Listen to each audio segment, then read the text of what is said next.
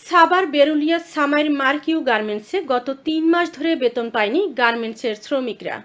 Garments কর্তৃপক্ষ ৩ মাস ধরে garments কর্মীদের বেতন পরিশোধ করেনি। পাওনা বেতন না পেয়ে গার্মেন্টস কর্মীরা আজ সকাল ৮টা থেকে গার্মেন্টসের সামনে অনশন ধর্মঘট পালন করেন। বিস্তারিত দেখুন স্টাফ রিপোর্টার নুরুল আমিনের প্রতিবেদনে।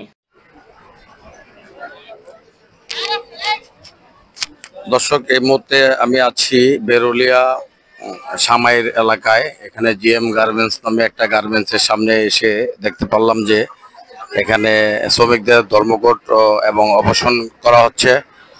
এখানে এখন আমি রূপসী বাংলা টিভি থেকে স্টাফ রিপোর্টার আপনাদেরকে সরাসরি দেখানোর চেষ্টা করব এবং আমরা তাদের মত বিনিময় করব। তাদের আসলে সমস্যাটা কি আপনারা দর্শক দেখতে পারবেন। সাভার বেরুলিয়া সামাইর এলাকায় জিএম গার্মেন্টস, এখানে আমি স্টাফ রিপোর্টার নুরুল আমিন। আমি তাদের সামনে সরাসরি কথা বলবো। আমি আপনাদেরকে এখনই দেখানোর চেষ্টা করব। হ্যাঁ, ক্যামেরাটা একটু এদিকে ফলো করেন। হ্যাঁ ভাইজান, আসলে সমস্যাটা কি হয়েছে একটু বলেন তো। আসসালামু আলাইকুম। আসল মেন সমস্যা হলো যে আমরা এই ফ্যাক্টরিতে চাকরি নিয়েছি। 10 তারিখে আমাকে স্যালারি দেওয়ার কথা ছিল, যে প্রতি মাসে 10 তারিখে স্যালারি দিব। তো আমরা দুইটা লাইনে সেট আপ করছি। আমাদের লতা ম্যাডাম, ফ্লোর ইনচার্জ জুয়েল বস, তারপরে যে রাসেল বস, সাথী ম্যাডাম, এটি আমাকে স্টাফ। তো যাই আর আমাদের গার্মেন্টসের জায়গাতে বিভিন্ন জায়গায় অন্য জায়গায় এগুলো চাকরি করছি, বিভিন্ন জায়গা থেকে আমাদের আনছে আইনা যে এই ফ্যাক্টরি ভালো হইবে, চলো আমরা সবাই একসাথে কাজ করি, মিলেমিশে আমরা আইছি। আমাদের বলে দেওয়া হয়েছে ইডি স্যার, যে ইডি ফ্যাক্টরির দায়িত্বে আছে, সিএম স্যার বলছে 7 থেকে 10 তারিখের ভিতরে আমাদের বেতন প্রদান করা হবে। তো যাই হোক আমরা কাজ করতেছি। আমরা বাকি মাসে চাকরি করলাম। তারপর 10 তারিখ যখন 8 তারিখে আসলো, আমরা বললাম যে আমাকে স্যালারি দেন। ওনারা বললো যে 7 তারিখে না, তোমাকে 10 তারিখে দেবো। 10 তারিখে দেওয়ার কথা, পরে 10 তারিখে দেয় না পরে দেখা যে 16 তারিখে আয় বললো।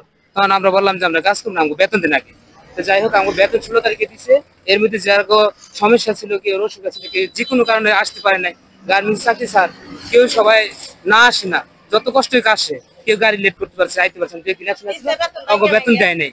আমাকে বেতন দেয় না। আমরা কিছু জনে পাইছি, এর মধ্যে প্রায় 5-7 জন এখনো বেতন পাই।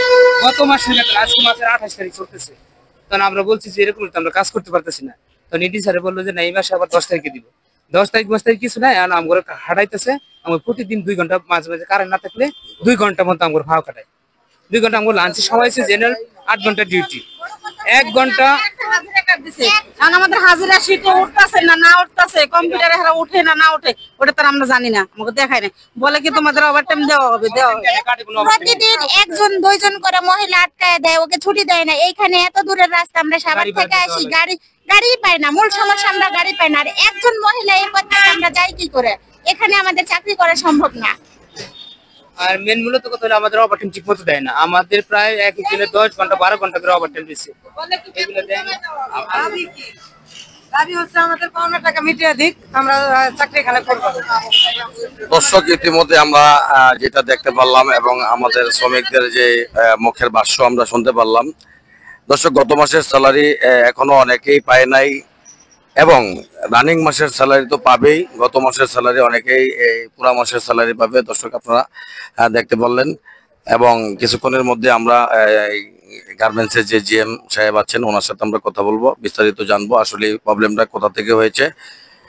সে পর্যন্ত আমাদের সাথেই থাকবেন এবং দেখতে থাকুন রূপসী বাংলা টিভি থেকে স্টাফ রিপোর্টার নুরুল আমিনের প্রতিবেদনে।